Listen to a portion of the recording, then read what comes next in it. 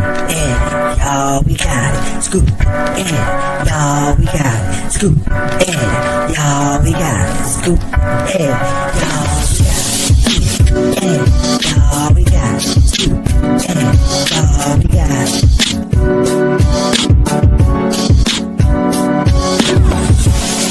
That's how we go. This is how it came to the press and pros. That's how it goes. This is how it came to the press and pros. That's how it goes. This is how it came to the press and pros. That's how it goes. This is how it came to the press and pros.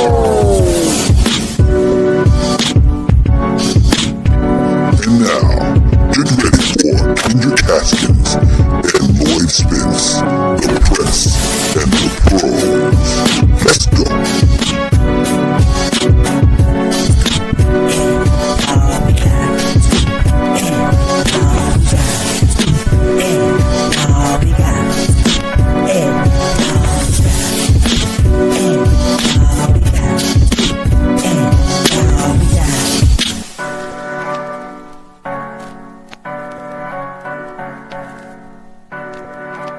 I don't know if you knew this, Kendrick, but that was Kendrick Lamar inspired.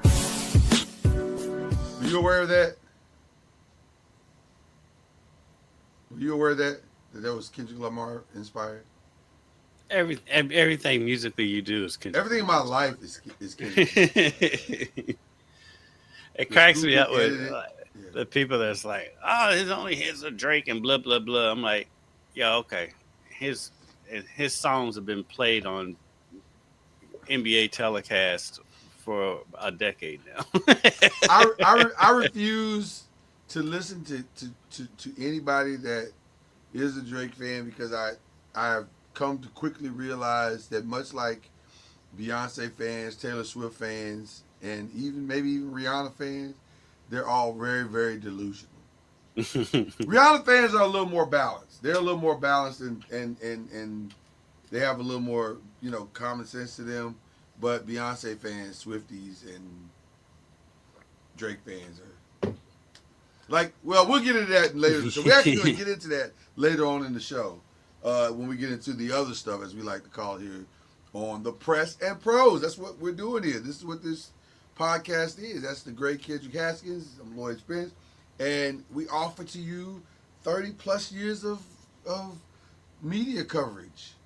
So we kind of know what we're talking about. We got the press part covered. And we don't old. get to talk. Also, it means we're old, as evidenced by the gray hair. Or lack of hair on both of our parts. But we can talk some sports to you and get you help you understand things that are going on around you. And we chose to do this show with the NBA, so because we don't get a chance to cover the NBA as much as we cover everything else. So this is a fun time for us to do just that. And it's going well. It's going well. We've had 2 good weeks. Yeah. Yeah, Got my it's going well. Kentucky Colonels I like it. T-shirt. Hopefully I can speak it into fruition that they can make a return someday before I'm out of here. Before you leave this earth. I don't have much faith in it, but I feel you. gotta speak it to an existence. I just went with a hoodie this morning because it's cold as hell. I'm not even going. It is cold. And by the way, I am this years old, realizing that cold as hell is HAIL. It's not. It originally was not HELL, which by the way never made sense. It's right. Cold as hell, HAIL, which makes perfect sense. Did you know? Were you aware of that? I'm this conversation years old. I just saw that in a that doesn't make any sense either because hail falls in the summer. Well, hell can fall in the cold though, can it? Yeah, because in the cold it's snow or sleet. Okay, well then the whole thing is just wrong. Or wintry mix. It always cracks me up when they say okay, cold mix. is wintry mix then. Let's go with that. Wintry mix always cracks me up. It sounds like a cereal. Right, it does. Or a bad Starbucks drink. Or grapple. Grapple's another good one that they use. What is grapple? That just sounds bad. It's some substance that's somewhere between hail and sleet that falls. Oh, that's a weather term. Grapple. Yeah, grapple. Yeah, I've It's learned that one grapple over the years. outside. It's grapple. Grapple's falling. Yeah. That sounds bad. Grapple sounds like you got my order wrong at Waffle House. Like this, we have grapple. We don't have any more grits. We got grapple. Like, Yeah, it sounds I don't like want something grapple. that's got like grains and apples in it. Right. I don't want grapple. I don't. But yeah, that's another weather term. Just give me hash brown. Just give me hash brown. Don't have any interest in grapple. Okay.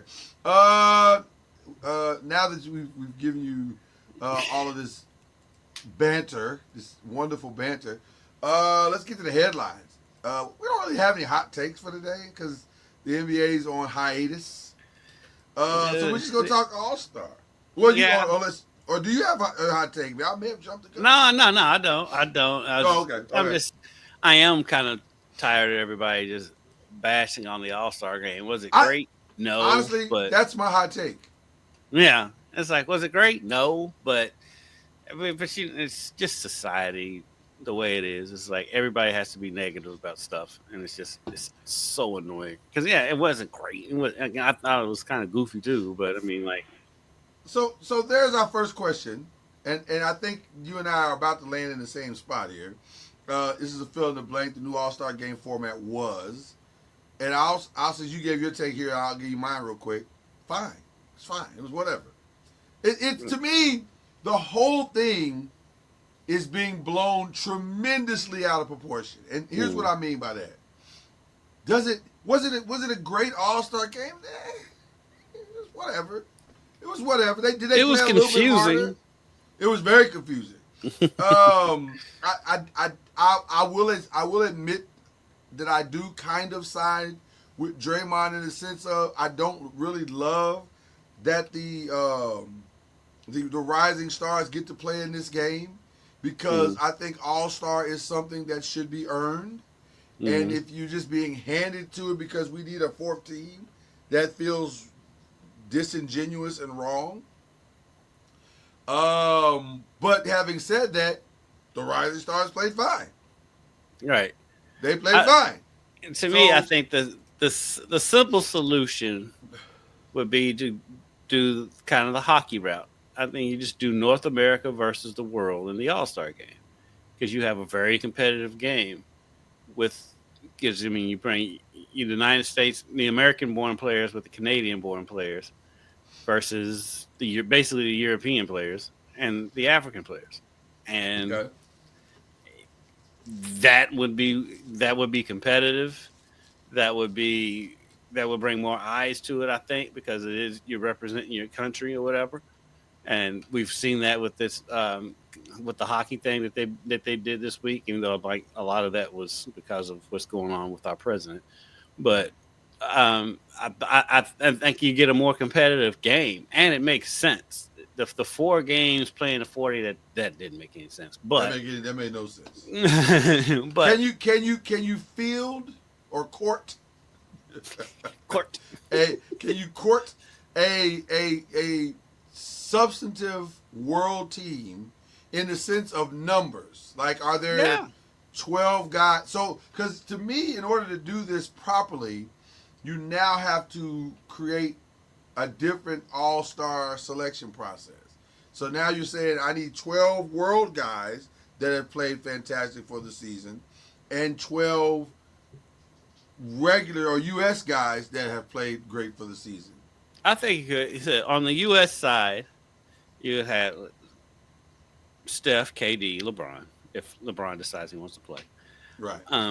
Anthony Edwards. I made it North American, so you'd have the Canada with them too. So you have Shea. You'd have Jokic. Jokic would be on Canada. I mean on the world team. I'm just talking about the American. Shea's a Canadian, right? That's what I'm saying. You'd have North America. Oh, you're saying North American versus the Europeans, yeah.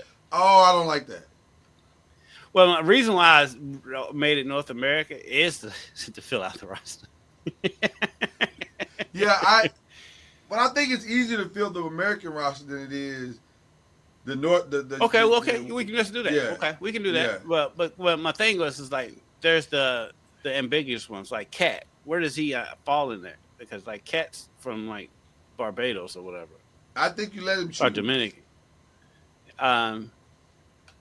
Let's go ahead and put Cat with America because he's not Canadian. No.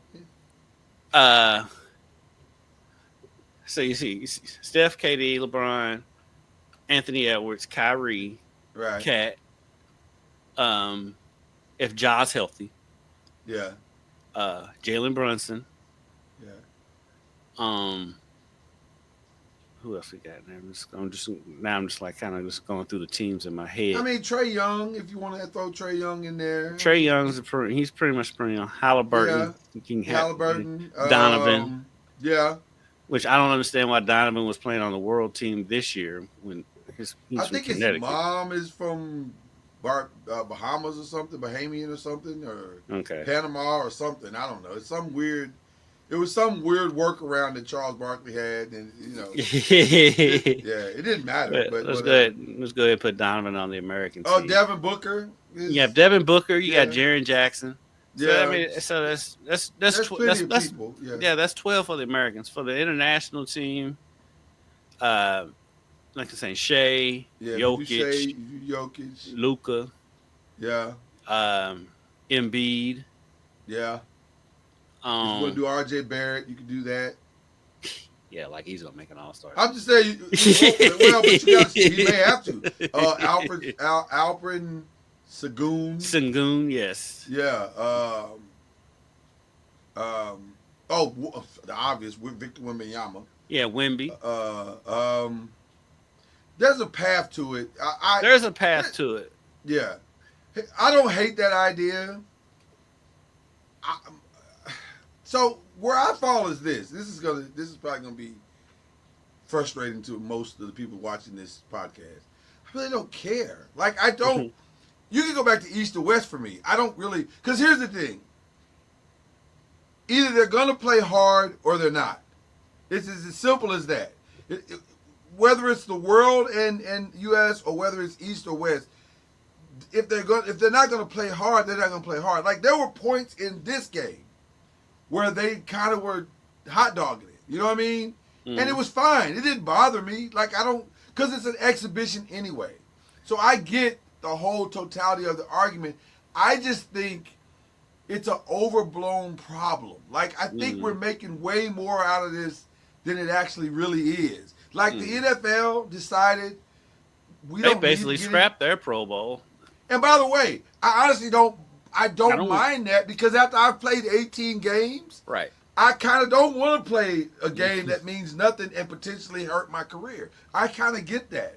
Now, this is a little bit different because it's in season, so the cost could be even greater. So I kind of get not giving it my all in that as well. I've heard people say, yeah, but Lloyd, they used to. No, they didn't. No, they didn't. You guys are romancing what the All-Star fourth quarters were. Right. Right. That's the difference. Yeah. The first game 3 quarters. Yeah, it's the same game. The first 3 quarters was the same thing. It's just the fourth quarter was more competitive. I think part of it too is like back in the day, like they didn't look like they didn't care. You know what I mean? That's it. It's the visual. It's the body language and the visual. Great point. With today's players. You can tell they don't care. And they don't care in the fourth. Now, when they was doing the Elam ending, they did care. You did get it. I don't know why they did away with that. I mean, I guess they somewhat try to bring that back with them playing the 40 this year. But I don't know why they got the Elam ending was a success. People loved it, and then all of a sudden they just took it away. I'm like, why? I wouldn't mind the Elam ending in some of these regular season games. Listen. Some of these regular season games drag on way too long. So I'm with you on that. I think it's just a problem we've created as a problem. You know what? I'll even say this. I don't even have a problem if they say we want to go to something more skills based and fun for the entire weekend. Although that Mr. Beast thing was a disaster. Now all of that. I hated every second of that. I didn't see most of that because I was flipping back and forth between that and Yeah. Saturday Night Live. Yeah. By the way, Um, it was brilliant. By the way, it we'll was get into that too. fantastic.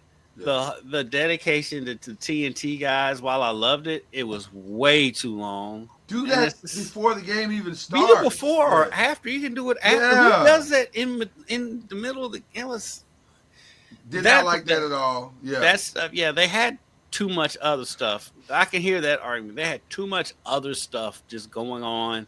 Heard a lot of people complaining about Kevin Hart. I didn't watch that much of it to have an opinion one way or the other. Kevin Hart is what it is. The NBA loves Kevin Hart for some reason. They do. They do. TNT specific inside the NBA specifically. I get it. It was a little. He was drunk. Is what he was. It felt like he had been. He might have been a little inebriated and kind of over the top. And I get it. But that's what you get when you get Kevin Hart, and that's I was his gonna say there may be thing. some It's Kevin like, Hart fatigue. There may be some Kevin Hart fatigue. yeah, there I is get some it. Kevin Hart fatigue. You know, I'm not. I mean, I'm going. He's coming here. I think in April. Yeah. We're going to that. But I mean, I like Kevin Hart, but yeah, I can see where he can be he can be a little bit much. But all in all, it's just like the constant, just like I'm like, it's an all-star game. It's an all-star game, people. It's not Now, that serious. but the one thing that did annoy me is the person who I blamed last week for the downfall of the dunk contest, and that's LeBron James. Okay, let's get into it. He decides, like, right before the game, oh yeah, did I not mention to you guys I'm not playing? I didn't say that to you guys. None of you knew that? Yeah, I'm not playing. Yeah. Your And, thoughts like, on that? if he wasn't gonna play, fine. He's 40 years old. I don't mind him not playing. That's fine. Yeah. The way he went about it. Okay. He could have said LeBron knew he wasn't gonna play 2 weeks ago, and he could have said, "I'm not gonna play." Norman Powell gets a chance to play in his first All-Star game. That's and by the way, to me, I blame two people for that. I blame LeBron, and I also blame Adam Silver, because there should always be an on-site ready backup for these moments. So you notified Norman was there. It's not like he wasn't there. He was right there for the 3-point contest the night before. So all you had to do is say, Norman, you're our alternative. Yeah. Just in case somebody gets hurt Yeah. the day Just be ready. of. Just be Be ready. ready. Mhm. And you're an all-star. Mhm. We print up the jersey. It's ready to go. We're good. So and it's a simple transition. So but could LeBron have let people know? And maybe Then he makes a show of it. Then he makes a show of it, you know, not dressing, taking the team picture in just the street clothes, and just doing the typical LeBron stuff that annoys me to death. And it's just like, bro, you ain't gotta make anything about you, bro. Well, God, I want to defend him so bad, but it's like I can't, because listen, it was not lost on me that Giannis, who also did not play, came out dressed in his warm-up suit. He looked like a part of the team. LeBron came out, hat to the back, regular clothes. So I'm like, LeBron, oh, bro, you ain't got to do this. Like, That's what he does. That's what do LeBron does. I don't. You ain't got to do this. I try not to criticize him too much in public, because the people that get on my side are not people I want on my side. Right. But right. But he does stuff. LeBron's a great player. He is. He's an all-time great. Top five all-time. Greatest players we've ever seen. But it's the little stuff that he does that just irks. Sometimes you just go, it's like, bro, you're not seeing it, bro. You're not seeing it. He's like he's somebody that he needs a me in his corner to be like, man, now stop it.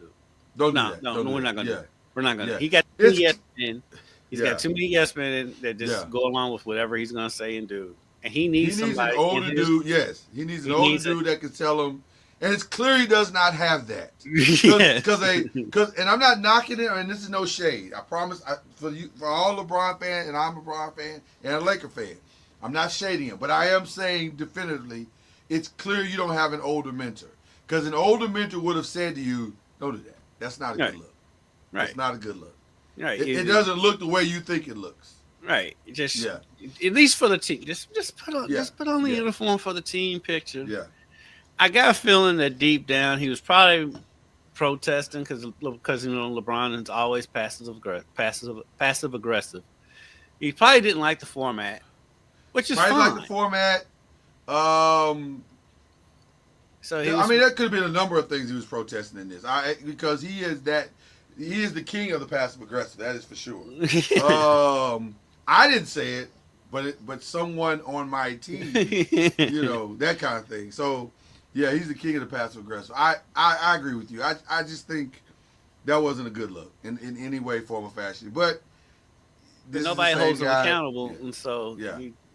he does that stuff just like always posing with a book on the first page and just saying he predicted stuff that he didn't know. Good and well, but LeBron didn't predict that.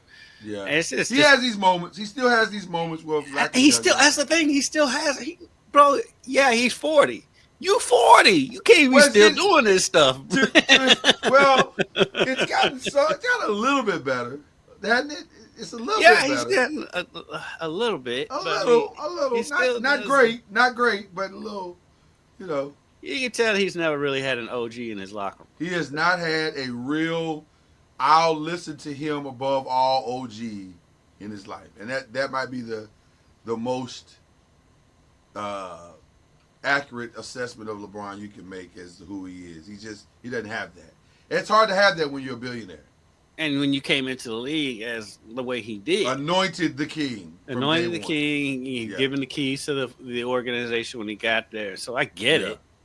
But at the end of the day, he needs an OG because like everybody around, especially at this point, everybody. I mean, the guys are saying this is their favorite player. They're not gonna tell them different. It's like us going up to Michael Jordan when we were kids. I mean, like, hey, this ain't right. Like, which by the way, was the best part of the Luka Doncic trade that they didn't tell him. That was the best part. But he has that they didn't tell now? LeBron. No, that they didn't tell LeBron because for the first time in his life, you don't control it, and that was good. He needed that. He needed to have they're not catering to me moment because life goes on, my guy, and it's gonna go. There is gonna be an NBA post LeBron. Despite how you might think this is. Like, I know you're trying to stay another 2 or 3 years. I get it. But at some point, the NBA is going to have to move on from you. Just like they moved on from Kobe. Just like they moved on from Shaq. Just like they moved on from Jordan. Mike. Yep. Just like they moved on from Dr. J and Magic Johnson and all those. Yeah, Bill Russell. Everybody gets moved on from. Yeah. You're next. You're just next. Yeah. Yeah. So it's going to happen. It's going to happen. I do think he's going to play. I mean, he can play. I mean, LeBron's got another 3-4 years in him, for being honest. If he, takes it back. I feel like it's going to be at least 2. Yeah, if he just takes it back. Without him being the main guy, he can. Yeah. He's got another 3 or 4 years in him. But yeah, and I think it's twofold. He wants to make sure Bronny's good, like for real good, like he's not going to get cut off a roster, or specifically the Lakers roster, anytime soon. Because I think if LeBron retires on a Wednesday morning, 1 hour after that, Bronny will be free. So I think he's got to protect his boy for a little while. But it's gonna happen eventually. So he's just trying to hang on for as long as he can. So I get it. And the thing is, if we are, I mean, at the end of the day we are speculating. But if he didn't like the NBA the format of the All-Star game, just say that. Just say it. It's okay fine. to say it. It's fine. It's okay. Yeah. You're a leader of the league. We're gonna listen. Said it. Yeah. But the thing, the difference between LeBron and Draymond is like we're used to Draymond just saying crazy stuff. Nobody even pays attention to it. Yeah, but Oscar Robertson put Draymond in his place. But Oscar, why you hate Draymond so bad? Sometimes you gotta all the smoke. Hey, Oscar says sometimes you gotta pop out and show. That is true.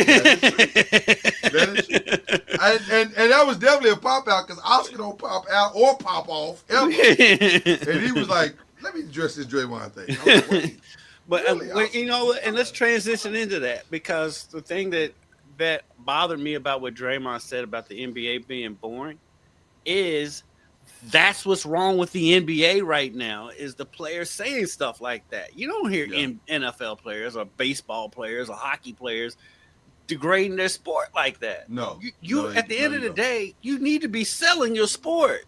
Yeah. Why are you saying that?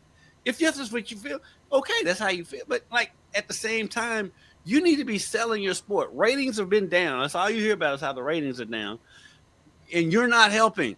I think Draymond, when he goes home at night, his knees are hurting, his feet are hurting, he's way more tired. That bounce back recovery ain't what it used to be. And I think he is seeing the other side. And I think that's what's motivating those comments. Like he knows I got to start preparing for Act 2.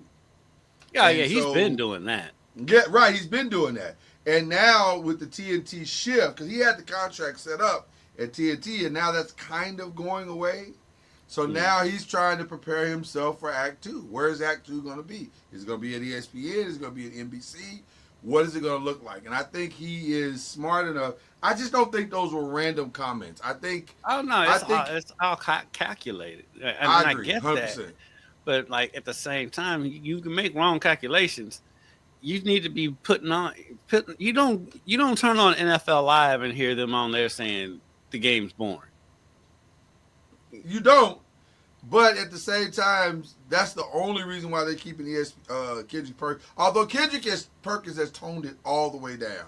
I know, and he's much more likable now because he toned it all the way down. Well, I think guys like Stephen A. and some of the other OGs got in his ear and said, "Hey, man, there's a very fine line between hot take and hot garbage.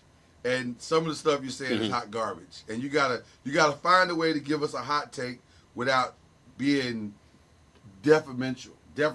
Like you can't just say stuff wildly and expect it to be received by guys who own the league and own this network. Because without them, we don't have a brand. Once football season is over, we're stuck. Yeah. And that goes back to what I was saying about Draymond. It's like, bro, you need to be selling the league. You need to be telling 100%. You need to be telling this is the most exciting basketball you ever. And I don't care if you beat your chest and say it's better now than it was back in the 90s. We know it's not, but I mean, at least you're selling the league. Right. I mean, constantly, because that's kind of what the whole problem is with Shaq, Charles, and Kenny and Ernie. Well, not Ernie, but with them, it's like, while yes, they're funny and they're wildly entertaining, and they do make me laugh, and I watch them every week. Sometimes they get too negative about the league. I'm like, you've got to sell the league. I mean, if you watch NFL, it annoys me, but I see why they do it. But it is annoying because every time they say NFL, they can't just say NFL. They have to say National Football League. Bro, we get it. But they are selling their product. The NBA has a very bad problem with the guys not selling the product. I'm like, you are a member of this league. If you wanted to keep going, you need to sell the league. Which, by the way, brings us all full circle back to this statement of how was the NFL the All-Star game. To me, All-Star Weekend should be a 3-day marketing and promotion event. So if I were Adam Silver, I would get the guys in the league and say, for 3 days, what's the best way we can create this event as a promotion of how good our league really is? What is the best way to do that? A one-on-one tournament, a 2-on-2, and then a game? I'd be for that. I think that'd be fun. Mix up some skill challenges, whatever. Well, not all the skill challenges. And then also be careful who you bring into that. Because clearly the Spurs, I don't know what the hell they were doing. That was all written all over. So I'm hearing mixed stuff though. Like I heard it looked. Let me listen. 100% it felt like a Chris Paul series. Like it felt all Chris Paul. But I've heard there's some Wemby tied to it as well. Yeah, Like, I've heard that too. and Chris just kind of backed him up once he did it. But I gotta be honest with you though. I don't know if I disapprove of the strategy. I don't like it from an integrity perspective. I think it's a But thing where they had to did they nip break that a in the rule? bud. That they had to nip that in the bud to keep people from doing that from going forward. That's what it was. They would have absolutely done it going forward. Yeah. Cause You if want I them don't to act actually have to shoot it. because like at the end of the day, you want them to actually in the skills challenge. You want them to actually perform skills. It is named that for a purpose. It is named that for a purpose. Right. It was a wild strategy. I couldn't believe they did it. I thought that was being punked for a second, and then when Chris backed him up, I was like, oh, y'all really gonna try this? Yeah. Okay, well, let's see how this works out. But the It, one thing I it, didn't it looked like a scene out of Naked Gun because like Wimby's just like he's just chucking them. right. It looked like a parody. The one thing I didn't like is and this brings us back to press and pros. I didn't like the NBA not allowing Allie LaForce to go interview Chris and Wemby to get the reasons why Their they did it. reaction. I thought that was petty and a little, dare I say, cowardice. Like they did it in front of us. They should have to answer for it. Right. So why are you hiding them? Right. That I And didn't if like they that did it at in the all. game, I had a if they real just- problem with that.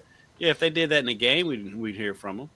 Why are we We'd not have hearing from to. them? We would have to. You cannot, and I don't care how many days it would take me to get that story. I'm getting that story. I want to know why you. And by the way, if I am Spurs press, And they will. or as soon as they step into the gym, what was that all about? Yeah, their next game, whenever Yeah. when they have their availability before a game, I guarantee you somebody. I don't even care about that game. I don't even care about that game. What was that all about? Yeah, well, Tell us, they'll have tell us why you did it. they have a pregame availability before their That's next all game. I'm saying. And That's so all I'm somebody will saying. ask. Somebody was So the gonna NBA ask. didn't. All the NBA did was delay the inevitable because somebody's gonna ask, and I think there should be a level of accountability to what you did. You can't not address that. Mhm. That happened in front of the entire world. So what are we Right. talking about? So Right. I don't know. That I didn't like that. 3-point contest. What'd you think? I was fine. I was happy for Tyler Hero. I was mad because I wanted to make my bet on Tyler Hero, and when I decided to do it, I was locked out of it and couldn't get in there and make a bet because I was going to pick. I picked Hero to win the thing. Yeah, But- you did. I said that last week. Yeah. So I'm the 3-point contest is the one thing that's always going to be fun. There's no way you can ruin. Shocked that Buddy Hield started that last round the way he did. That was the only thing that surprised me because when he missed 8 in a row or 7 in a row, I was like, wow, Right. that's not good, The bro. Like, moment what got to happened? him. Yeah. Was it? That's what I was going to ask you. Do you think it was the moment or fatigue or? I think there's a little bit of both. I mean, Maybe a because little bit of it is tiring to do It that. is a lot more tiring than people think that it is. Yeah, and because like the ones who win are the people who don't get that much lift on their shot to begin with because you're Right, not using as much right. energy. Right. But yeah, I think the moment got to him a little bit. Would love to. I saw a lot of people talking about, oh, Steph should have done it. Steph should have done it. Steph's won it No, he 3 shouldn't. times. No, he we're shouldn't. good. We're good there. No, it shouldn't. Yeah. And with by people you mean one of our press brethren, Stephen A. Smith. No. No, Levitar With all- said it too. Did Levitar say it too? With all Yeah. due respect to both those titans of media industry, no. Yeah, No, he we're shouldn't. good. We're good. He's already proved what to do. To prove what? Now I did like it last year with him and Sabrina. I would like to see that. I heard they couldn't get that the way that they wanted it, and so they just decided not to do it at all. Because I think they were trying to make it to where there were like 2 people with them, like there was a team type thing, 2 WNBAs, 2 NBAs, or something like that.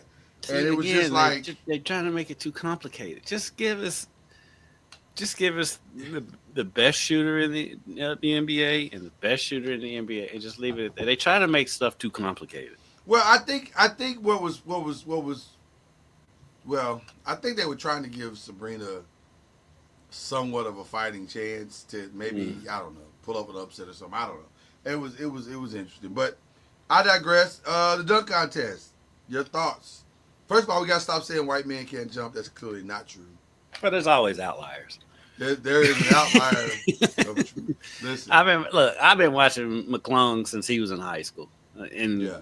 it's just so funny about it. People's like, he came out of nowhere. I'm like, no, if you were a basketball head, you knew about Matt McClung back when he was in high school. Yeah, he's been around. He's been around. Matter of fact, I think he played against Fern Krieger at one point when he was in high school. He's been around quite some time. Yes. I loved it because I mean it was it's annoying that we talked about it last week that the stars don't get into it, and I saw Ja tweeting something out. I'm like, quit playing, you lying. Until you do it, you lying.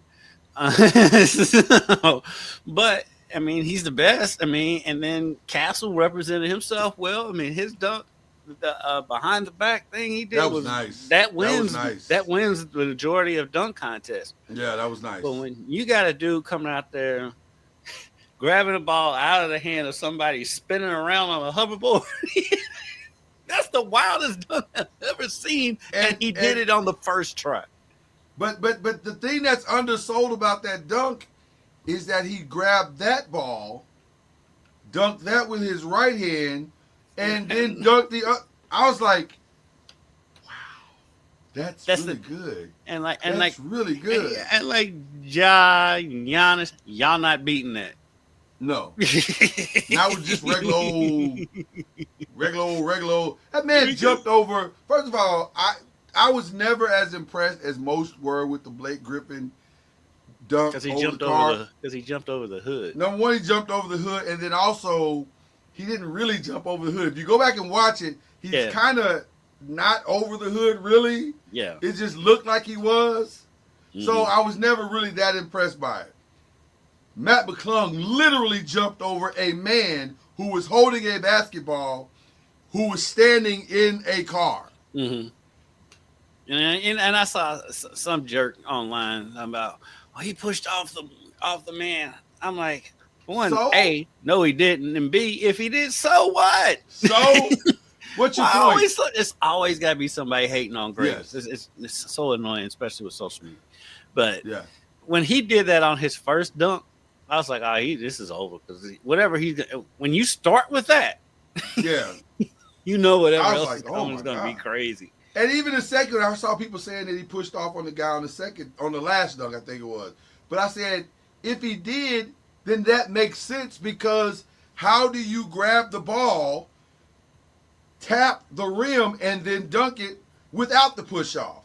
To me, now you've helped me understand how he did it. So what? Right. It doesn't take away from the dunk at all. But at least I understand now he did it. But guess what? When you go back and look at it, I don't think he did push off. I think he legit, off 2 feet, jumped up, tapped the rim, and then dunked it. It's just... If you're talking, I can't hear you right now. Oh. You can't hear me? I can hear you. You can't hear me. I don't know what happened. That was weird.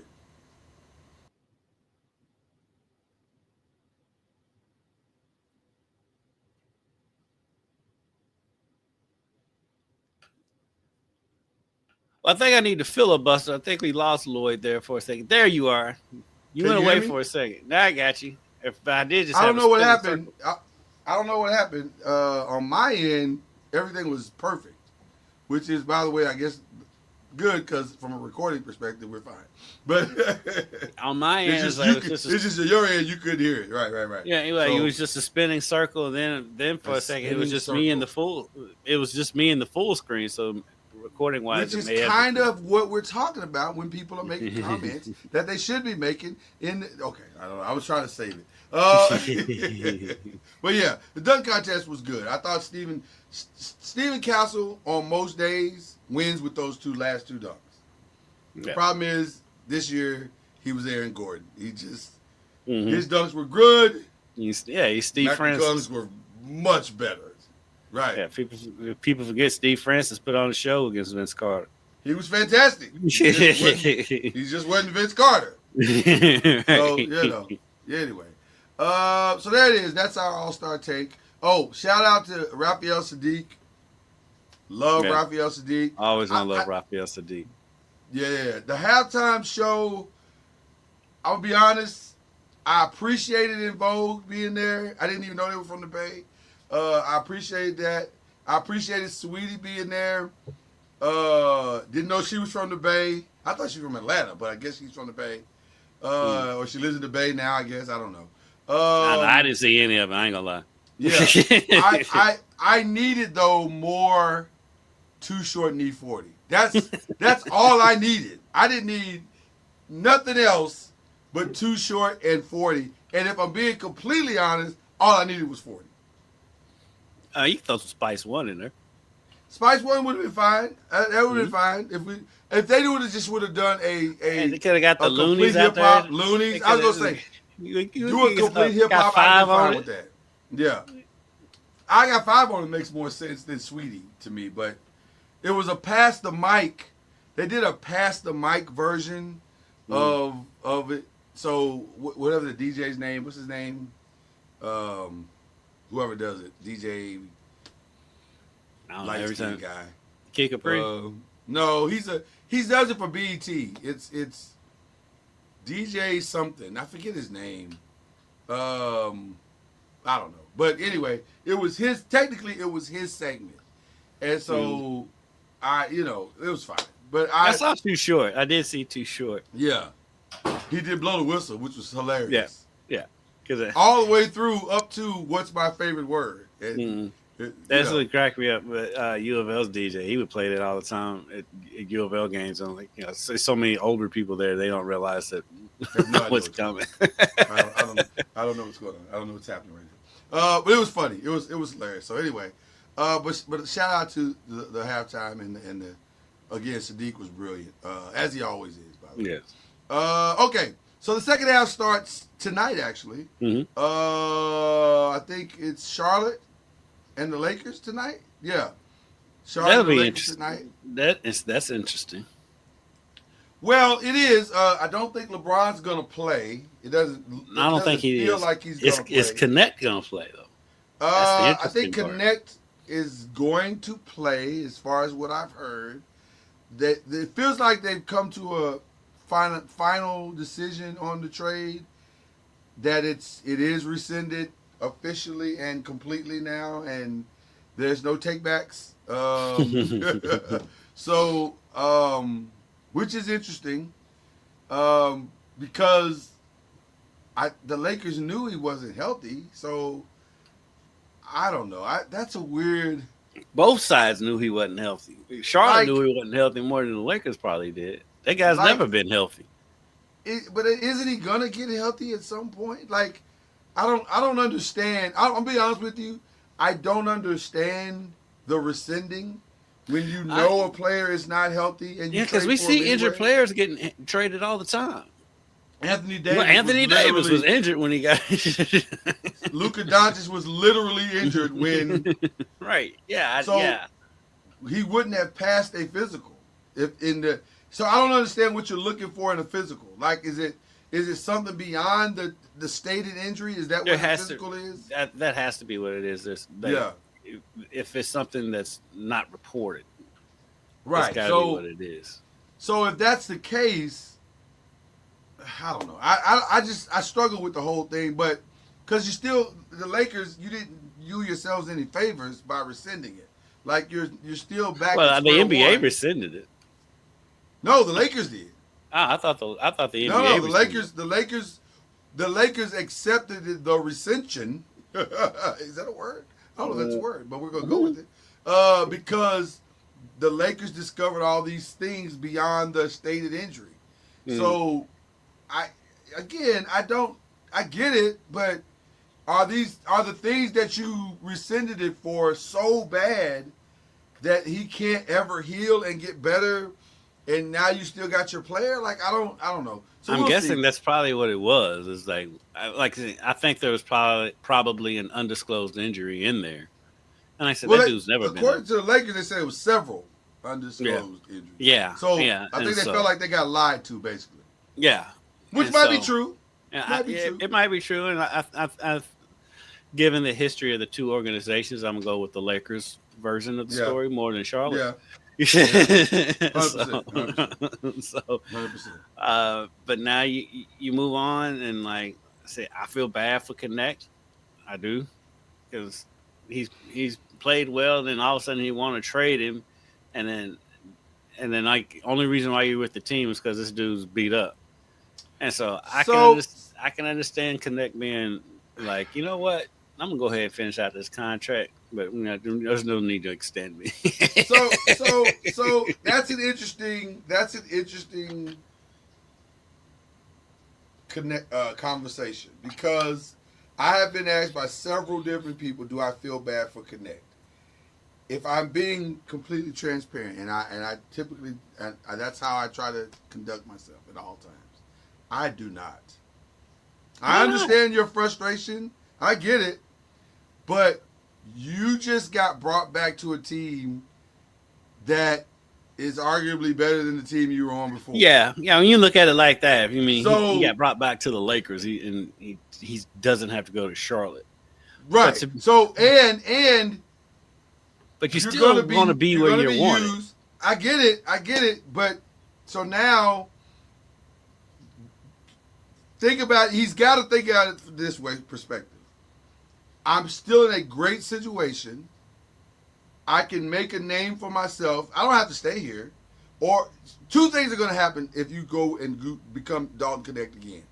Either the Lakers are going to realize, oh my God, we dodged a bullet. We should have never put this guy up to start with, and let's keep him and build around him. Or two, the rest of the league continues to see that you're a great player, and now you become even more valuable, and maybe you can land in a better situation. So I think you gotta see it that way if you're Dalton connected. So there's really, as much as your feelings are hurt, the pride in you is hurt. I get it, but you gotta put that aside now, bro, and just go ball out. So I want to feel bad for you, but the business side of me says no, I can't. Well, the thing is, I agree with you wholeheartedly, but we're also coming at it as aged men. Now put yourself in as a rookie. 100%. 100%. Granted, 100%. He's older than most rookies, but still, you're in your early 20s. Having that kind of perspective is not easy. If Dalton was my son, these are the words I would say to him. Son, you're absolutely right to feel how you feel.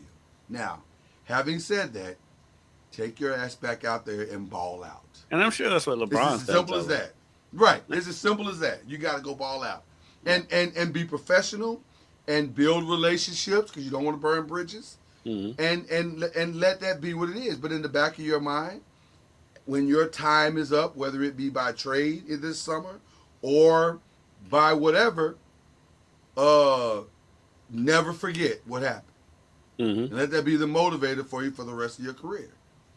You know, I'm sure every time Shea goes to play the Clippers, he remembers, oh, y'all didn't want me. Let me put this 50 up on y'all real quick. You know what I'm saying? Because it's a business, and it is a business. And they thought they were making the best decision for their franchise at the time.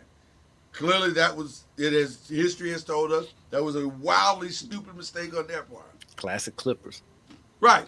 The Clippers go Clipper. So I get it, you know. So now that we're headed to the second half, the standings have changed slightly. I mean, I think the Heat and the Magic flipped places from last week's standings, even though nobody played, but the last game after we got off. Yeah, the Magic jumped 2 places. I think the Magic were in 10. Yeah, the Magic were 10th or 9th or 10th or something like that. Yeah. So the Magic are now in the 7th spot. The 76ers are on the outside looking in. And I think they are... I feel so bad for 3 games back. Oh, no, I'm sorry. 2 games back. No, a game and a half back of the Bulls. I feel like if they could ever get healthy and stay healthy, they won't. They won't, but if they could, right now it looks like a complete disaster. Why? I mean, God love him because when he plays, he is one of the better players in the NBA. But why anybody would trade for Paul George is beyond me. Oh man, that's an interesting statement you just made there. Especially when you're the Sixers, when you already got one injury-prone player. That to me is why it's a stupid trade for them. You've already got this problem. So why would you inherit another identical problem? That doesn't make any sense. But because Embiid at this point, they may as well just shut him down. Go ahead, have this surgery that you need to have, and hopefully that's it. Because I mean, it's not going to get better by playing, and so just go ahead and shut him down. You say shut him down. Yeah, go ahead and get the surgery down and build to into next year. You've already extended him. You've already extended Maxey, and so just shut him down and just see what you can do with Paul George when he decides he's going to play. I'm not shaking my head because you're wrong. I'm shaking my head because I find it incredibly hard to disagree. And I'll even take it a step further. Boy, this is going to be tough. This is going to be a tough statement. I guess I do have a hot take today. I didn't think this morning. I didn't think I did. I guess I do. It might be time to move on. Oh yeah, it is time to move on. It might be time to meet.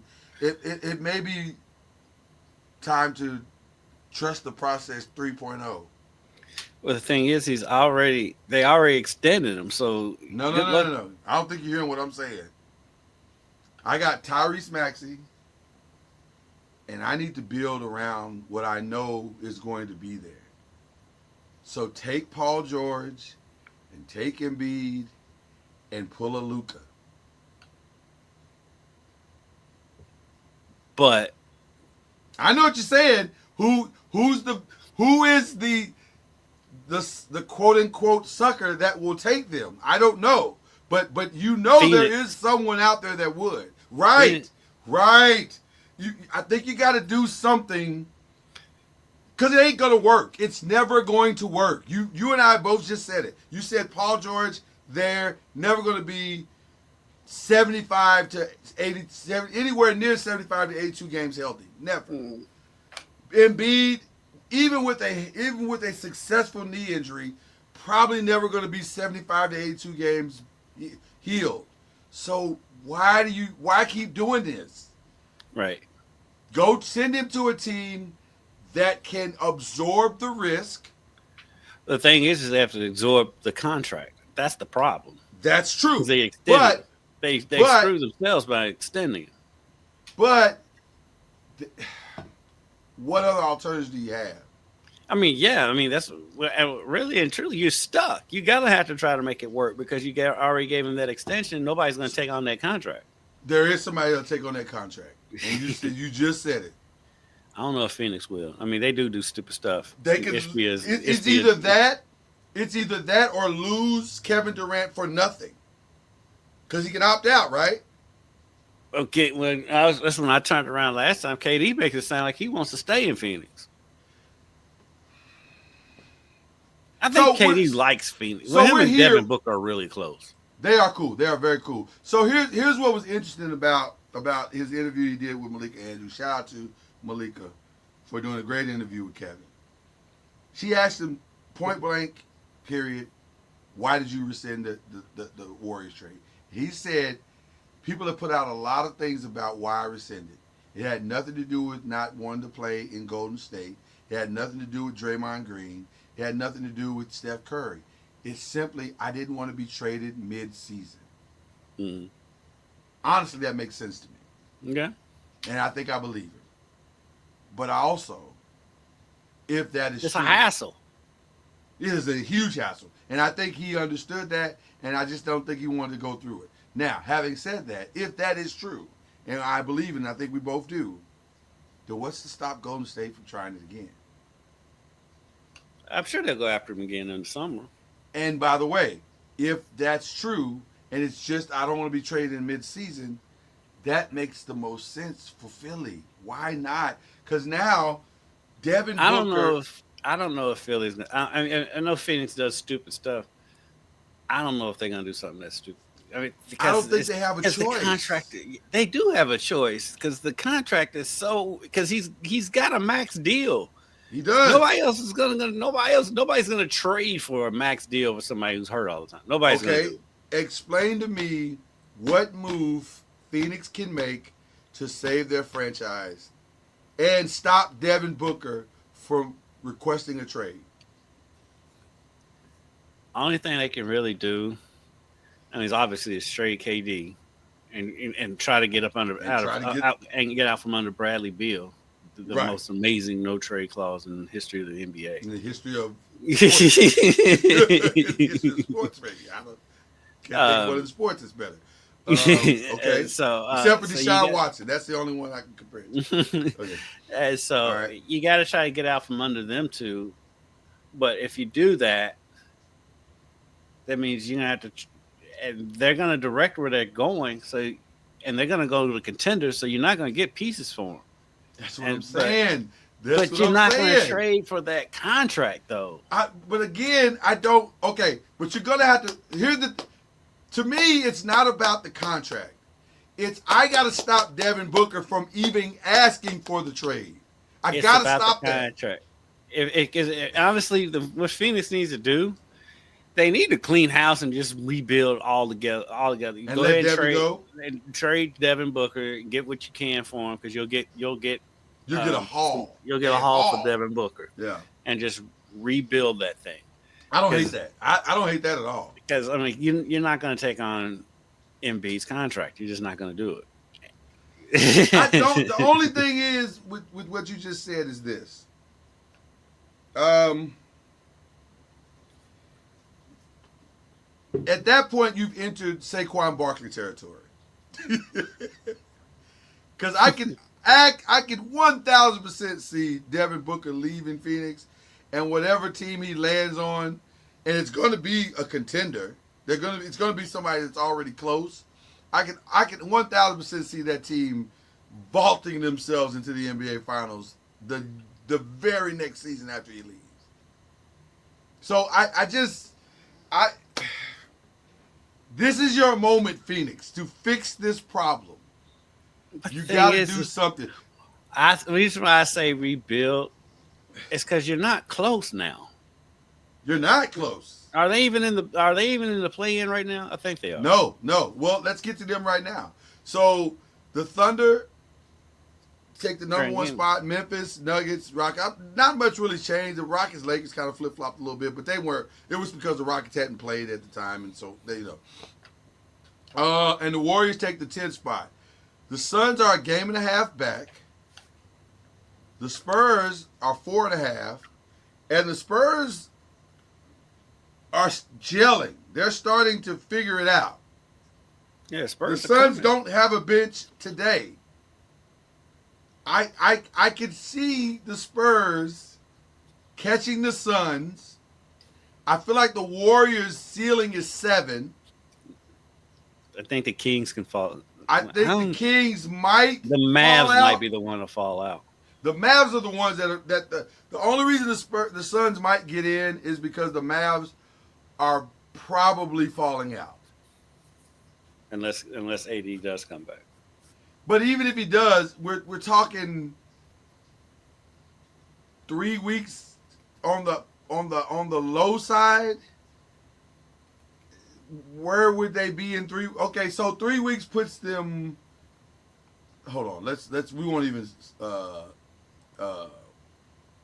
surmise it. We'll just look and like my daughter always tell me, Dad, we have this thing called the internet. Use it.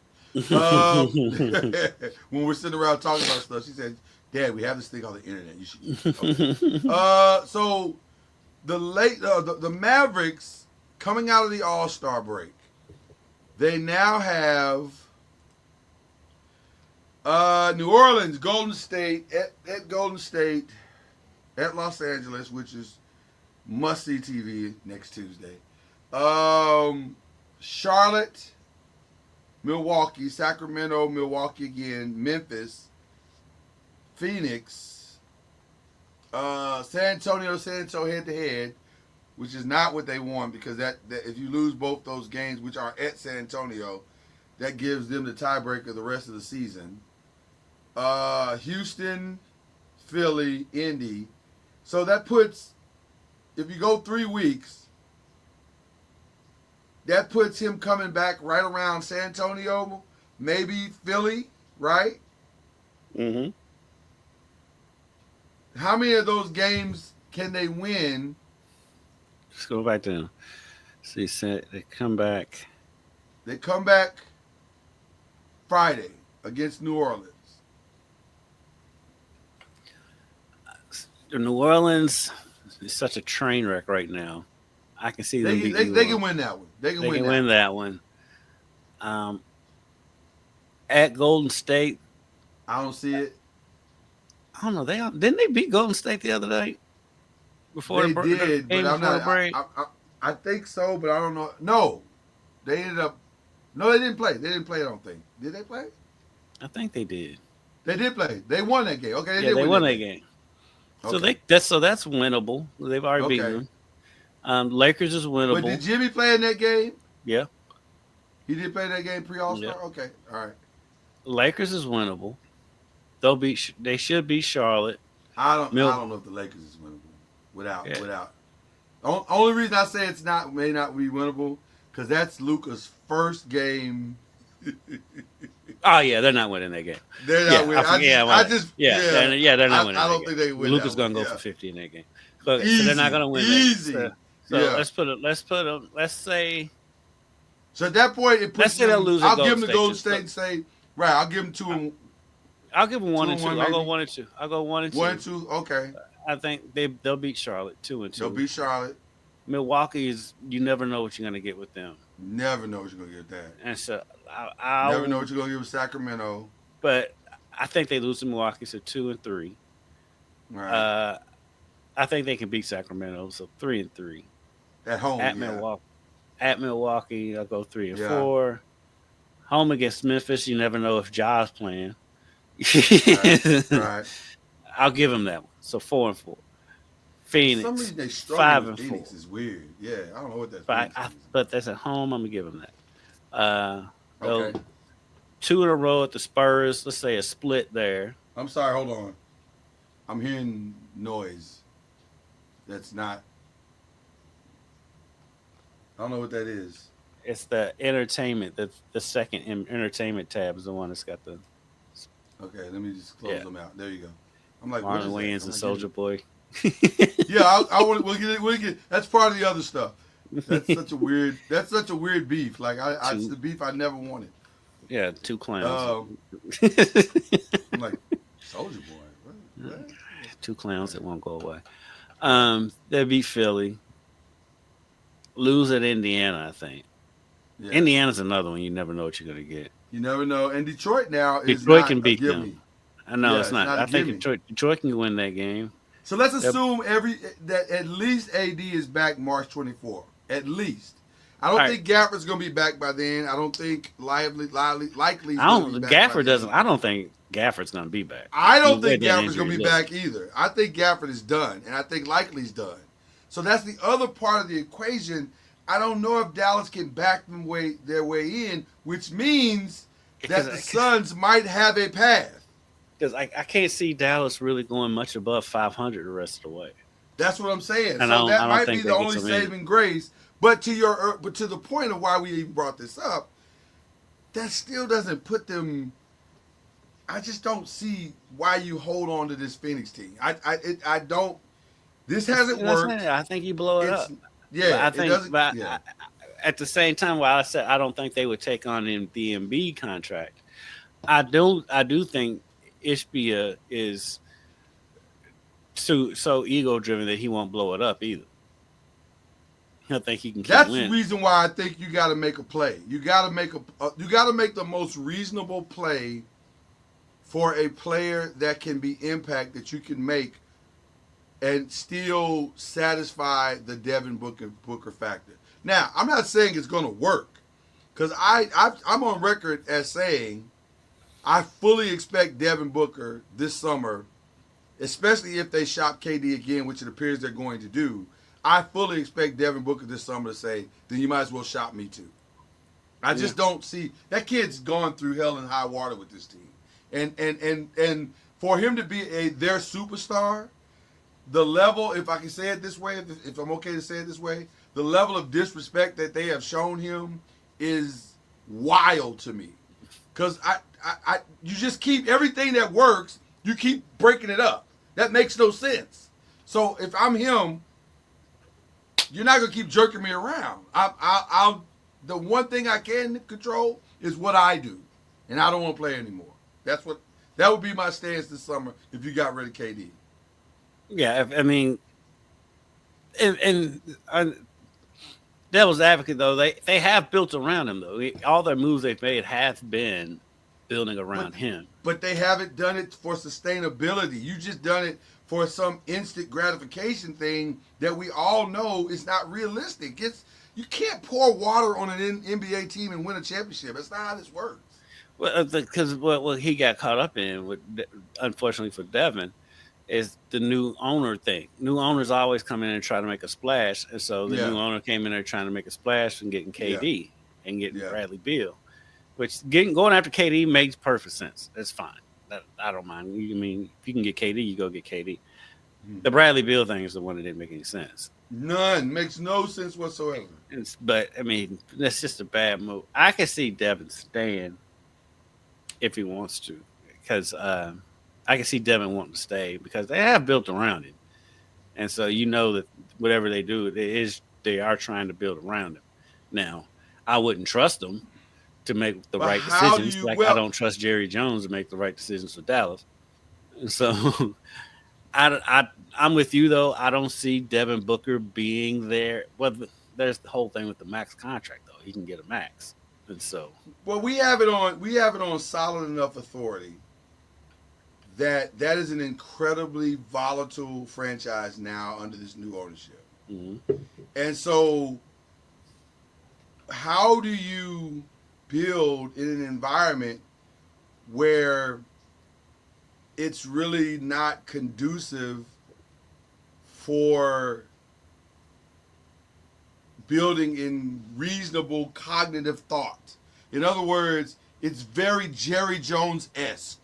How do you build in an environment where I can't get the owner to make rational, like this Dallas thing? I don't know if you got a chance to see the Athletic piece that they did on this Nico Harrison thing and why this happened. It is a fascinating story because it appears this Luka thing had, which by the way, we kind of knew this. It had zero to do with Luka Doncic as a player, and everything to do with the Mavericks franchise and what they envisioned ownership, the new owners envisioned ownership would look like, and the things that they could do with it, coupled with the monies that they feel compelled to pay out for the franchise and, building it going forward. So, they don't have a problem. I don't think they had a problem paying Luka if they could have done all the other things they wanted to do, which is, if you know who the ownership is, they had other plans in not just owning a basketball arena, but having an adjacent casino tied to the arena as well. So the fact that they weren't able to build that, the owner, she felt a way about that and still does. And then also I think she looked at that and said, well then, how do you expect me to pay this dude $345 million if I can't generate more revenue for this team? I get it. So she said, well then, if I can't do what I want to do right now, then I'm not going to pay this dude $345 million. Mm-hmm. And that's why Luka is a Laker. Mm-hmm. So Nico was under some guidelines that, quite honestly, were way above his pay grade. So that brings me to this question. Should Nico really be fired? I don't think he's going to be fired. He did what he was supposed to do. He did his job. He did his job. Well, that being said, in theory, and yet, you know what, though? I said that, but I take it back because we've seen people do their jobs and get fired because they're the fall guy. He's going to be the fall guy. I 100% agree with what you just said. It feels, this sounds bad. Ooh, what I'm about to say sounds really bad, but I think I'm not wrong. I feel like Nico was put into a hostage situation and he had to read the note exactly the way it was written. Mm-hmm. And Yeah, that's why Luka isn't a Laker. so it sounds like she put that out there, and so he called his boy because him and Palinka go way back to Nike, and he got him out I of there. need to make. Hey, Rob, this is Nico. Hey, what's going on? Listen, I'm in a situation. Mm? Hear I'm in me a out. bad situation. Hear me out. I know this is gonna sound crazy, but hear me out. Mhm. And I Yeah. think that's what happened. Yeah. Bro, they went to coffee in plain sight in Dallas to Mhm. discuss this. That tells me you're in a hostage situation. Because no, first of all, who does a deal of this magnitude in a Starbucks type environment? Right. Yeah, that makes no sense. So, I now having said that, I don't think it's off the table that Nico is fired. I don't. I I don't. think I you're. don't. Yeah, I agree with you 1,000% on that. But boy, that bringing that all the way back around, that's kind of what's happening in other places. Without revealing our sources, that's what's happening in other places. So, it's not off the table that Phoenix is going to have to do something ridiculous in order for that franchise to become even remotely competitive. So I don't know. The thing is I don't know what they do. I don't know what they do though. Because Yeah. like you gotta look at, because at the same time you gotta look over the landscape. You gotta find a disgruntled superstar. At the end of the day, that's what you're looking for. Yeah. You're not gonna trade for that Embiid contract.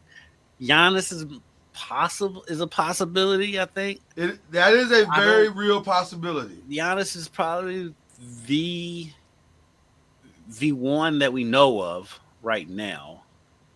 Um, Because he's not happy. I don't think he's happy. I don't think he's happy in Yeah. Milwaukee. Trying to think. Just scouring the league, because you're not really I'm not hearing 100% about too sure. many. I'm not 100% sure you need to go past what you just said. That was actually Giannis might be the only one. very brilliant. It's the only Yeah. one that we kind of know of that Yeah. seems like they're not 1,000% in. And by the way, that stops the bleeding. That would eliminate Devin Booker leaving for sure. Yeah, Because that team could go win a championship. but does KD go to Milwaukee? Maybe to play with Dame. I was gonna say if they he's can keep true, Dame. if he's true to his thought process of I just want to hoop, that's a I just want to hoop type place. I would love for him to just want to hoop in Memphis. I I don't know how you get him to Memphis without giving up Jaren Jackson though. You don't. You have no shot to get him without. Phoenix is stupid. Well, you know what? They've got some good. I mean, There is a path where Desmond Bain and it would have to be Bane and then the rookie. I would say Bain, Edie, and Picks gets you where you need to be. Gets you KD. I think it could. But here's the negative of that. Now you got to win now. If you're Memphis, you've tremendously dropped the championship window down from where it was wide open to like 7 or 8 years of a window to now it's down to 2 or 3 at best. And then at that point, because here's the other side that's wildly uncomfortable when it comes to Memphis. You're not gonna like this though.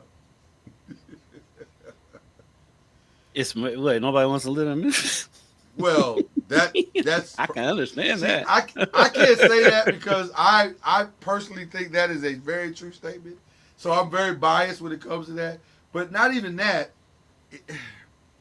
At what point do you look at Ja Morant and the history and the injuries and the this and the that and the foolishness and go, maybe we need to move on? They're not gonna do that. You don't think so? No, Because I heard some stuff this week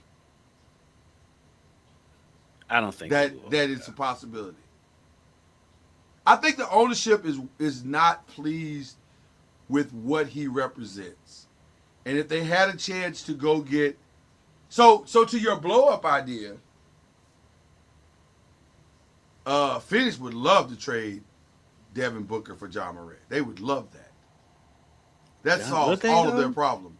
That solves all of their problems. That solves all of their problems.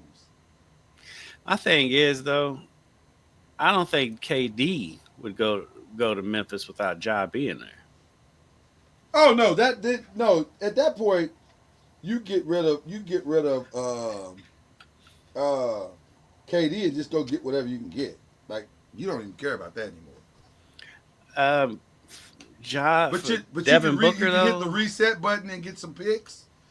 Get some picks out of Phoenix. I mean, out of Memphis. Get some picks out of whoever else you trade KD for, and now you got a legitimate reset. Reset. I can kind of see maybe a smidge of Memphis moving on from Ja, but I don't The know because rumors are they're not really. I They can see like Ja. They don't love Ja. I can see like the whole thing with his dad getting kicked out of the game.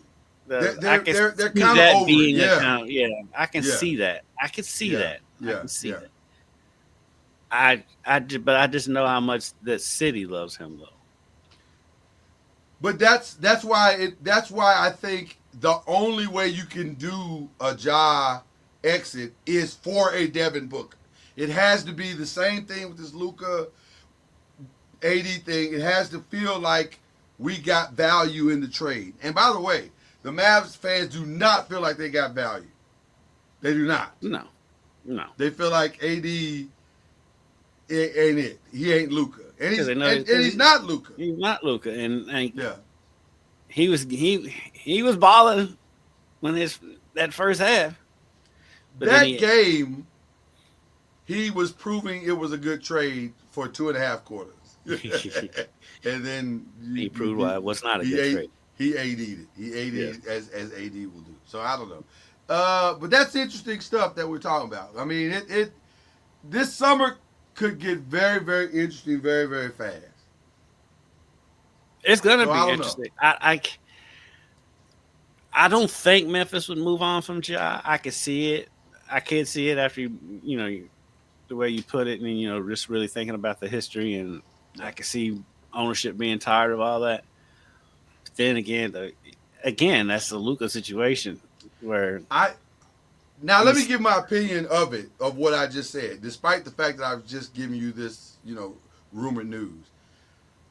As a Giants fan, I will say, I think it is not a smart, wise decision to keep emptying your talent out because you're frustrated at what your totality is. That's why you got to hire the right people at the top and let them figure out how to build around them. And if you don't have the right at the top, then go find somebody who can do it. But don't just keep. Talent is so hard to find. It's so hard to find. It's not easy to find a Saquon Barkley. It's not easy to find a John Morant. It's not easy to find a Luka Doncic. So when you find that, you got to figure out how to hold on to it and build around it. That's as simple as I can put it. And coming full circle, when we started with LeBron and him not having an OG, which I don't have an OG. You don't have an OG. Too many young players in that locker room. Yeah. And so I could see it. I don't think I would do it if I was Memphis. I would. It's hard to do get it. people to Memphis. Right. That's the other part. That's not a. It's I was again full circle. I was talking about wanting the Colonels. You're not going to get people. Louisville's not going to be a destination. If Louisville was to get an NBA team, Louisville's not going to be a destination city. You have to build it from the ground up. Right. And so you're building it from the ground up with Ja, and so I can understand being tired of everything, all the off court stuff, and then he's always hurt. You know, 'cause, like, I'm going to this game because they play the Pacers tomorrow. I'm going up to Indy, and I'm like, I don't know if this fool's gonna play or not. Right, he may not play. Yeah, it's more than likely that he may not play at all. Yeah. So I can see being tired of that. At the same time, though, it's a generational talent in a city that you're not going to get free agents, and so most likely, and so I think they just grit their teeth and bear it, and just hope Yeah. he grows up, Okay. and hope his daddy grows up. That's never gonna happen. It's never gonna happen. Best guess: Suns, Spurs, Blazers.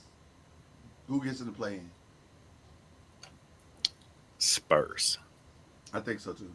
Spurs. I think it's Spurs too. I think the Spurs are gonna figure it out. Okay, so now we got the other stuff. This is a segment that I'm quickly learning is going to be one of my favorite segments. Let's start at the end because we've already teased it. You saw this, right? That, by the I've way, seen shout out it. to him for having 93 million streams, beating Kendrick Lamar's record that he set 2 days prior. I heard it. Have you heard it? Have you heard any of the songs? No. Because even before all the beef and all of that, my thing was Drake is I didn't like when he sang anyway, so I'm not gonna listen to that. I'll just say this: one of the first songs on the album is one of the lead singles is a song called "Give Me a Hug." I've heard that's the banger on the album. I did hear that. If that is considered the banger on the album, if it is, and I've Another heard one of his sneak disses. right, and if that is considered the banger, whew, Drake, bro, you gotta go on vacation to regroup. It's Kendrick. This ain't even hate. This is just reality. This is just me having heard the song. My initial reaction. Ooh, dude. He needs to take time off. It's okay to take time off. Yes. It's okay to go somewhere and genuflect. Figure out your life and where you want to go from here. It's okay to do that. The best, most accurate quote I can say I've heard is one critic said, "This feels like the throwaways, the leftovers from an album that you really want to do." I heard that's what it was. It's not great. I've heard it. I heard it is just songs that didn't make another album. Now, will it go to number one? Yes, but not because it's good, because there's nothing else out. Well, I've heard that it's already the sales after the first week have already severely declined.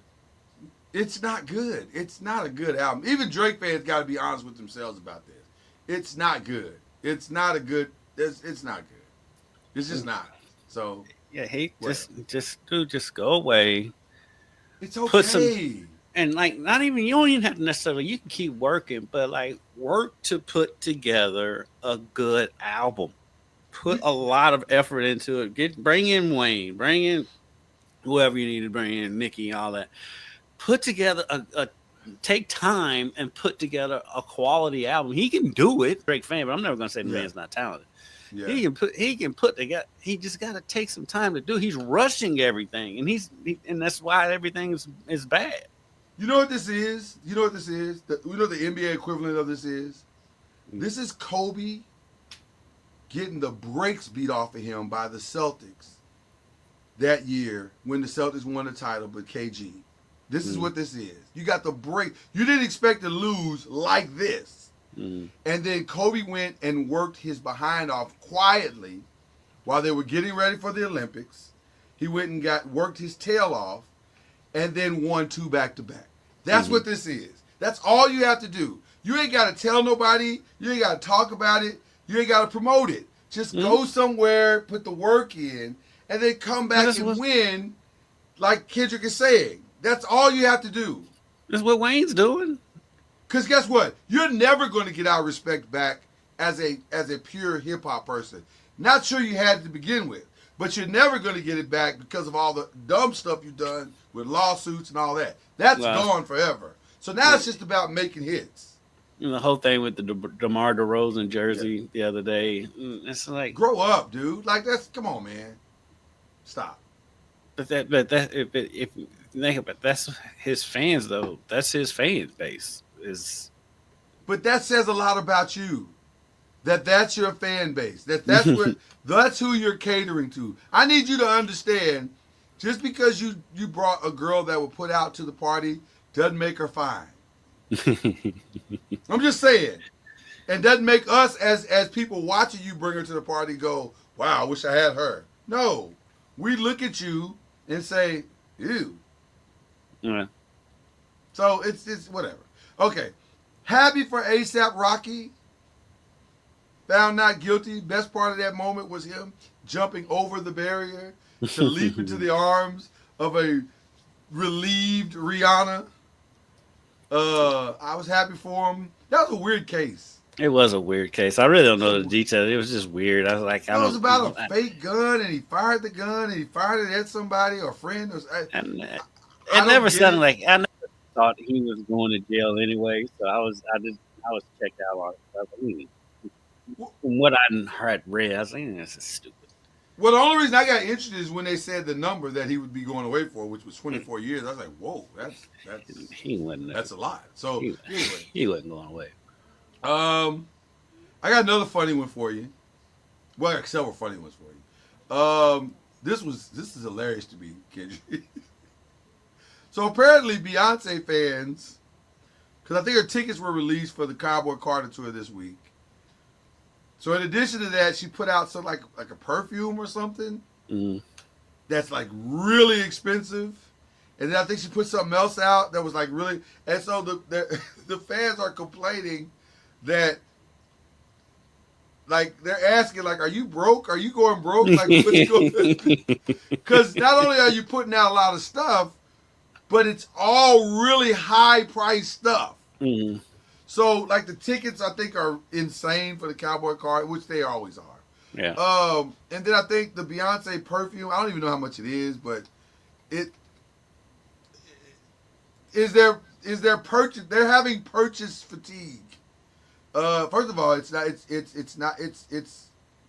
in French. I can't even read this. What is like, one bottle is $160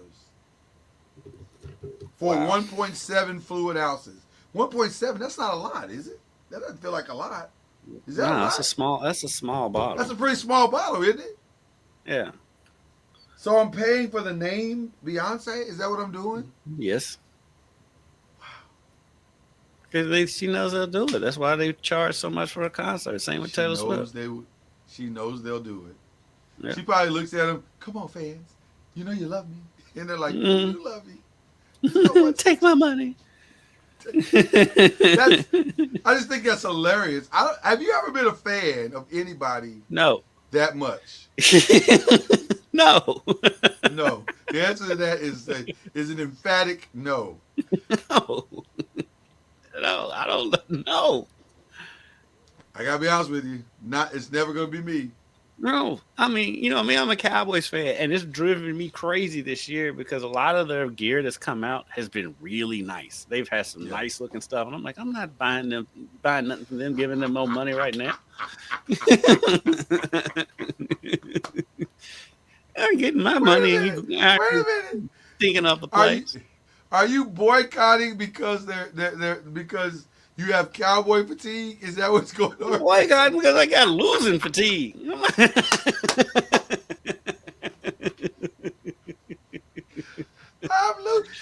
And you know what, Giants? Apply that to you as well. I'm like, I'm not buying this stuff. I'm not buying anything until I see more W's on the left side than more L's on the right. Yeah, I'm not doing it. No. I don't think I've ever loved anybody from a fan perspective that much to where I'll go broke to support them. No, I'm not doing that. Okay, that was really what was funny to me. Like, I don't understand. Beyonce fans act as if they don't have a choice. Like you Right. don't have to buy her You stuff. don't have to buy It's it. completely optional. You do not have to buy this. You know. I'm gonna say this for shout outs because I think it's just funny. Shout out to we'll save them both for shout outs. So the only other thing that I have as far as for the other stuff is I did see the documentary. We Beat the Dream Team. You did see it. I saw it. How it Without spoiling it for you because I know you're gonna watch it. mhm. I liked it a lot.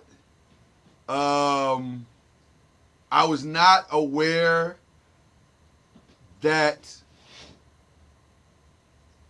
the narrative about whether they won was derived from Mike Krzyzewski. I know.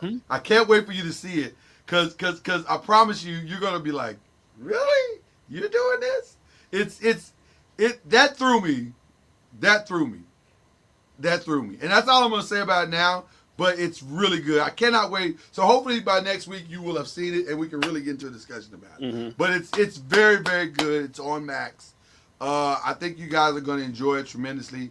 And then now I'm going to transition to Court of Gold on Netflix, which is about this summer's Olympics. I saw that on there, and I Yeah. think I may start that one today. Yeah, that's what I think I'm going to do as well. But it's We Beat the Dream Team was good. It was very, very good. Were you aware that I think I had forgotten or it slipped my mind that Rodney Rogers was in a wheelchair, paralyzed? No. Were you aware of that? Uh-uh. I didn't know that either. But he's in the dock and he is like paralyzed. Like I thought at first it looked like he was on ALS, but no, he's just paralyzed from a dirt bike accident that he had or something. Now that you say that, I do remember him hearing he had some kind of an accident. I vaguely remember that, and then but I didn't realize it was that bad. Mm-hmm. Yeah, he's in a wheelchair, like cannot move at all. Like I was like, wow, that threw me off a little bit. So, because you remember Rodney Rogers as we do, Yeah. Because as we've mentioned earlier in the show, we are old guys. Rodney Rogers was a powerful, strong, undersized player. At 6'6", he was like a new version of Barkley in that he was just big and strong and bully kind of. At Wake Forest, he really put on a show. And, in the league, he had his moments. He wasn't as dominant in the league, but in college, he was a man-child. Yeah. And he was a good piece on the. He was a solid pro. He was a solid pro. NBA player. He wasn't a star. I think he did make an All-Star team, maybe. I think he did. Yeah. I think he did. Yeah. He was a great role player. Yeah. He was going there and did the dirty work. I don't want to call him an enforcer because he was more talented than that. But yeah, he was a great player. I knew he had some kind of an accident. I know he was paralyzed. I didn't realize it was that bad though. Until I saw it, I was like, oh, it kind of threw me for a second. I just didn't know it was. I'm paralyzed for the rest of my life. Bad. Like I didn't realize it was that. So anyway, okay. So now we're doing shout outs, and I will start the shout outs in that Kyle Kuzma is now engaged to the lovely Miss Winnie Harlow. Congratulations to them. Kyle must be a really great guy, because Winnie dated Nick Cannon. There's no shade on Winnie. It is a questioning of your judgment, but not necessarily a shade in that regard. But Kyle must be a really good guy because he's quirky. She clearly likes quirky guys. She has a type. She definitely has a type. Because he's quirky. That dude is quirky. But they have been together for quite some time, like years, I believe. Mm. So it was cool to watch them and how excited she was. And so shout out to Winnie Harlow, getting her man. Shout out to them. Shout out and weird outfits. Listen, you're going to be in some bubble coats. And it makes sense, but at least now it makes sense because you're in Milwaukee and it gets awfully cold there. So wear your bubble coat and be happy with your diamond ring and your bubble coat. And then my other shout out is to the great Doug Gottlieb. One of the only thing that makes me as happy as watching Doug Gottlieb get his comeuppance is watching Aaron Rodgers get his. But it's 1 and 1 A+ for me. Like I am equally as happy with both comeuppances, especially Doug Gottlieb. I am thrilled. Listen, the fact that Doug Gottlieb is 3-24 because never has a man earned his comeuppance as much as Doug Gottlieb is, because he has been critical of everything and everybody without having any justifiable reason as to why he should be. Mm-hmm. See, plus, I mean, honestly, and I don't have nothing against Green Bay. I don't have anything against them. But at the same time, you made this decision. You're letting this happen. You deserve to be 324. You made a decision to get attention by bringing him in and letting him do this. It's all for attention, and you're getting the attention that you deserve. And by the way, it's okay to fire him. Oh, they're going to. Because you're 3-24. You're not getting worse. They'll let him finish out the season. For what, Kendrick? Why would you do that? Because they're paying him a bunch of money. And I'm sure his buyout's probably expensive. It's going to be expensive when you fire him at the end of the season because you can't bring him back. It'll be less, You're though. 3-24. What is the future with this guy? It'll be, the buyout will probably be less at the end of the season. And you're Green Bay. You don't have a bunch of money to be spending on paying coaches to not coach. So you gotta bring it down. And you know what? He might come back next year because it's going to cost them so much to bring. It's going to cost them so much to fire him. This is Green Bay. They don't have. This is not. Kendrick, you're not wrong. This is not a Big Ten school. Let me tell you why I'm frustrated by what you're saying, because you're right. But you can't bring this guy back. Like, what recruit? You can bring him back. You just gotta make him give up his radio show. Because that's the problem. He ain't gonna do it. He ain't gonna do it. He's too arrogant. And that's it. They're allowing this to happen, so they deserve to be stuck with him for another year because you let it happen. Well, you agreed to this because you wanted the attention. Well, let me say this: so you deserve everything that's happening to you. I am thoroughly enjoying his demise. It is bringing me great pleasure. I remember Doug Gottlieb picking against U of L the whole tournament in 2013. Every game. Every single game. Arrogantly. There's just no way. I can't believe they were the number 1 overall seed. It just doesn't make any sense. They're championship. From the second round on, he picked against them. And never, ever admitted that he was wrong. Nope. Congratulations, Doug. I've taken great pleasure. So those are my shout-outs to those two gentlemen. Well, shout out. Well, I was gonna save it for tomorrow, but I can do what I want to do. Two of them. Do 2 days. Tomorrow, 2 shows. Yeah. But shout out to Bellarmine. Shout out to the Bellarmine Knights. They broke their 17-game losing streak and did it in emphatic fashion. They blew out Austin P. Lloyd, the score was 51-19 at halftime. Wow. Wow. The final score. Let me find the final score. They ended Shout up out to Scotty Davenport, friend of the Yeah. pod. But even though he hadn't heard this pod yet, but he's a friend of Believe in the ACC. Loved by Charlie Ward. Charlie Ward loves Scotty Davenport.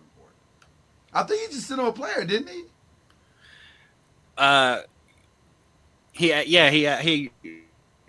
Charlie sent him his video, his film or whatever. I don't know what. Yeah, he sent him a film. Okay. But Scotty Davenport is one. That's wild. Yeah, at halftime. That's wild. They won 94-68. Wow. And they were down 2 starters. That's a very solid win if ever there was We one. talked to Scotty after the game. He's like, man, that's just college basketball. Yeah. He's like, you just never know. Well, Scotty's old school and he gets it. He is never gonna. You're never gonna take him too high. You're never gonna take him too low. He gets it. He understands the ebbs and flows very, very well. I do think part of the reason they played better is they set up that Yeah. But they've been playing better. If you look at their Yeah. scores, they've lost 17 in a row, but they weren't losing by double digits. They only losing by like between 5 and 9 points the last Yeah. 5-6 games. So they were getting better. So it's good to see them get off the snide. All right. Listen, tomorrow on Believe in the ACC, you definitely want to tune in. We just to give you a tease, a sneak peek of tomorrow's show. Notre Dame women are absolutely hurting the ACC right now. Absolutely. And we're going to talk more about that tomorrow. I'll just leave it at that. I put a future on them in the national championship. Listen. Hey, come on. I wish I did it early. I wish I did it earlier because I've been high on Notre Dame. We both have. Listen, I've been saying all season. I know everybody's saying Juju. I know they're saying UCLA, but I'm telling you, that backcourt, whoo, man. And I'm gonna tell you, man. Now, I'll say this. We can say this on this show because we'll mention it tomorrow, but we're not technically a Big East show. Page and Fudd made a definitive statement this past weekend. Yes. By the way, they dismantled South Carolina. That was why. If you watch that game, that was Gino Auriemma saying to Don Staley, "You must have forgot." By the way, I asked Roy Jones. I still know how to do this. I asked Roy Jones yesterday if he's gonna, if his boxer's gonna come out to that song when they have. Y'all must have forgot. He's like he might. He's like if he wants his trainer will perform. Doesn't he? He's like if he wants his trainer will perform it for him. I was like, doesn't he have to? That's his. I mean, come on, man. Y'all must have forgot. Listen, that's a great intro song. Yeah. They make a great wrestling intro song. I don't know why no wrestlers ever picked up on that. But that's a great intro song because clearly, Don, I think, but no, this is no disrespect to Don. I think Don may be the greatest coach in. You can argue she's the greatest coach in women's college basketball right now. You can make a solid case for that. I don't know if she is, but you can make a case that she's the best coach right now. Right. But Gino absolutely was like, I feel you, Don. You're doing a phenomenal job, but I'm still here. Right. I haven't forgotten how to do this. Right. So, he did that in South Carolina too. Listen, Kendrick, it's not lost on me. When I'm watching the game, I said, "Oh, this isn't even about this game. You're just letting her know." Mm-hmm. Yeah. I'm still Gino. Yep. You're a Hall of Fame coach, but I'm the greatest of all time. Yep. Right? You're Stone Cold Steve Austin. I get it. But I'm the Undertaker. I'm just saying. Okay. By the way, they got a new series. They got a new reality show out. It's called WWE LFG Legends and Future Greats. It's supposed to be a competition show. I don't know if it's real or not. But it's interesting to watch Undertaker in a real role. It's interesting. Yeah, the wrestling resurgence is cool and all, but I can't get into it. I'll watch stuff about old school wrestlers, like what they do on A&E and stuff on Sundays during the summer. This is on A&E too, by the way. Yeah. But what's out now, the newest, I can't get into it. I don't know why. I just can't get into it. No. I'm gonna be honest with you. I love it. I absolutely love it. I love the storyline, and I've shouted out him before. Triple H. I think what he has done with this new crop is nothing short of incredible. It's unbelievable. They're the only thing they don't have and it appears they're not going to have it with this new group either. They don't have great mic skills. This new group that's coming in they're horrible. They because they don't understand the nuance of what it means to cut a promo. They just don't get it. And I think it's hard to teach. To be honest with you, I think it's very hard to teach. But talent wise, there's a former Olympic female wrestler. She's brilliant already. She's brilliant already. They're just really, really talented. So I don't know. I enjoy it, but I have a lot of females in my house, and I gotta have some testosterone based activities. So there you go. That's where I'm at. What's going on with you this weekend, man? You got a lot of stuff going on. I will be at the U of L Florida State game on Saturday. That'll be interesting. That will be an interesting game. It's a noon game. Thank the Lord. Thank the Lord. We always love a new game. Yep. Be home by 4. Yep. And that's about it. That's about it. I'm going up to Indy tomorrow. Yes. I'm going up to Indy tomorrow for the Grizzlies Pacers game. Hopefully, Ja plays. And hopefully the weather cooperates for you. We're supposed to get. There's a possibility of another inch of snow, but most of those snow and stuff's going to be down here. It's once we get up into Indiana, it's supposed to be fine. Yeah. So most of the hard snow that hit us was south of us, so it should be fine. It's just going to be cold though. It's going to be cold. Right now. It's so cold right now. I think it's 17 degrees. Yeah, I don't like it. Yeah. So my weekend plans are to be in the house. Yes. That's my weekend plan. I'm going nowhere.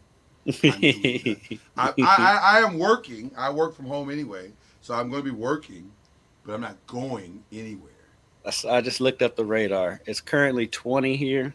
Feels like 9. Yes. That's what's happening here. It's a solid night. It has risen to a solid 19 that feels like 12. Yeah, the high tomorrow is supposed to be 19. Yeah, I don't want it. I don't want it. I'm okay. I'm okay. So that's my plans, to do nothing. Watch my game shows that I watch, my reality game shows, and that'll be it. That'll be it. So in Indy right now, it's 14 in Indy right now. Woo, 14. Tomorrow. Oh, man. Actually, it's going to be warmer in Indy tomorrow than it is here. It's going to be 21. a brisk, warm 21 in Indianapolis. So it's wild. But anyway, but for the rest of you, enjoy your weekend. We do, like I said, we do have Believe in the ACC tomorrow. So you can actually watch that live. That'll be live tomorrow. So you can watch that in real time if you want to watch it. Or just go back and watch it like you watch this. It's fine. We don't care. We just want you to as long as you watch. As long as you watch it, we're fine. We are totally fine. But we've enjoyed it again. Another great episode. Shout out to Drake, I guess. I don't know. Whatever, dude. It's Kitchen Gaskin, Lloyd Spence. This is the Press and the Pros. We'll be back next week.